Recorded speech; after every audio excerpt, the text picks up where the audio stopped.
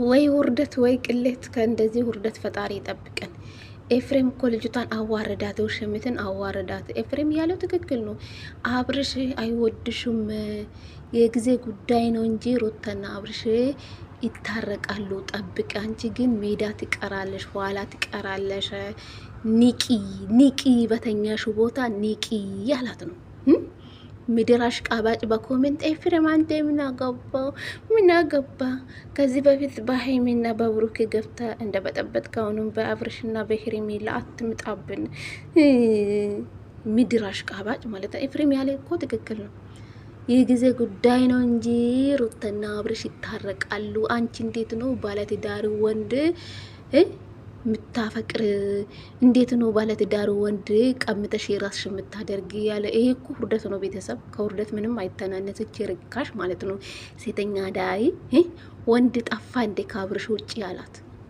ይሄ እኮ ውርደት ነው። ቤተሰብ አንቺ ቅሌታም ማለት ነው። እኔ እኮ ብዙ ማስቀየም አልፈልግም እኮ ነገ በእነሱ ቤተሰብ ስለምንገናኝ፣ ስለዚህ እኔ ክፉ ቃል መናገር አልፈልግም።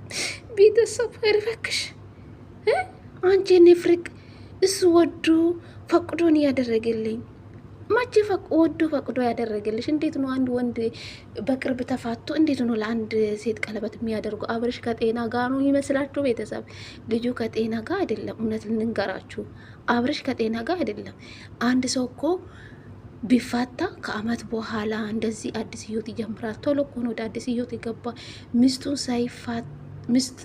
ሩታና አብርሽ ሳይፋቱ ባልና ሚስት ሳይፋቱ እኮ ነው እቺ ልጅ የመጣችሁ ማለት ነው። ሄርሜላ ተፋቱ፣ እቺ ገባች። በቃ ቶሎ ወደ ቀለበት ገቡ። እንዴት ነው እንዴት የሆነ? ኤፍሬም ያለ ትክክል እኮ ነው። እንዳትጎጂ አልፈልግም። ስለዚህ ይህን ቀለበት አውጥተሽ ስጭኝ።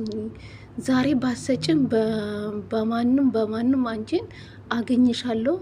በማን በኩልም ቢሆን ይሄ ቀለበት ይቀበላለሁ ብሏል። እና ይሄ ውርደት እኮ ነው። የወንዱ ቤተሰብ ሳይፈልግሽ በሰው ትዳር ጥልቅ ብለሽ ገባሽ። ዛሬ ከውርደት ምን ይተናነስ? እስኪ ንገሩኝ። ኤፍሬም ያለ ትክክል እኮ ነው።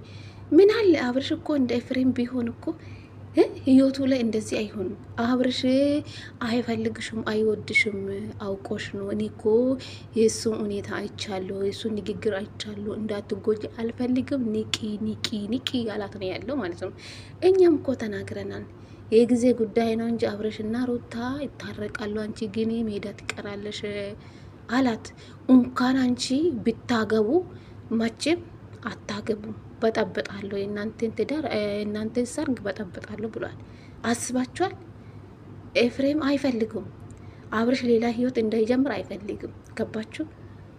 የመጀመሪያ ህይወቱ ሳያስተካክሉ ወደ ሁለተኛ ህይወት መግባት እኮ ነውር ነው። ቤተሰብ እናንተ ዝሙት የምታበረታቱ ሄርሜላ ልክ ናት። ሄርሜላ እንደዚህ አብርሽ ምን ሆኖ አንገቱን ዳፍቶ እንደዚህ ሆኖ እንደዚህ አራንጃ በዛሽ እኮ በጣም የሰውን ትዳር በጥብጠሽ አፋትተሽ የሰውን ባል ቀምተሽ ማለት እኮ ውርደት ነው ራሱ ማለት ነው። ቀምተሽ ነው ያላት። ቀምተሽ እዛ ጋር ሌላ ሴት እያለቀሰች አንቺ ደስተኛ ትሆናለሽ ወይ? ነገ ደግሞ አንቺ ደም እንባ እንደምታለቅሽ ጠብቅኝ አላት። አስባችኋል? ይሄ እኮ ውርደት ነው። ኤፍሬም ያለ ትክክል ነው። እቺ ርካሽ እንደሆነችን የተረዳው ባለትዳር የምትመኘው ሄርሜላ ያየው ኤፍሬም ያለ ትክክል ነው። እናንተ ደግሞ አታሽቃብጡ በኮሜንት ማለት ነው። ምድር አሽቃባጭ ማለት ነው። ምድር የዝሙት ተከታይ ማለት ነው። የምሬ ነው የምላችሁ። እቺ እኮ ርካሽ ናት ጋይስ። ሄርሜላ ምኑን እንደምትወደው አላውቅም። በሰው ትዳር ገብታ እኮ ነው የበጠበጠችው። ሳይፋቱ እኮ ነው የፍቅር ጥያቄ የተቀበለችው። ለዛ ነው እኔ የጠለዋት፣ ብዙዎቹ የጠለዋት ለዛ ነው። ሄርሜላ ማለት ነው የምትደግሙ ልክ እንደ ሄርሜላ የሰውን ባል የምትቀሙ የሰውን ትዳር የምታፋቱ ሰዎች ናቸው ሄርሜላ የምትደግፉ። የምሬ ነው የምላችሁ። መቼም ሄርሜላ ማንም አይደግፋትም። ለምን? በስህተት ነው የመጣችሁ፣ በሰው ህይወት የገባችሁ ማለት ነው። እሷ ከመጣችሁ በኋላ ሩታና አብርሽ ሰላም አግኝቶ ያውቃሉ? የራቆት ቪዲዮ ያዘች እንደዚህ ያዘች ብላ በየቦታ ትናገራለች። አንቺ እኮ ባትመጪ እኮ ሩታ የራቆት ቪዲዮ አትይዙም፣ ምንም አትይዙም።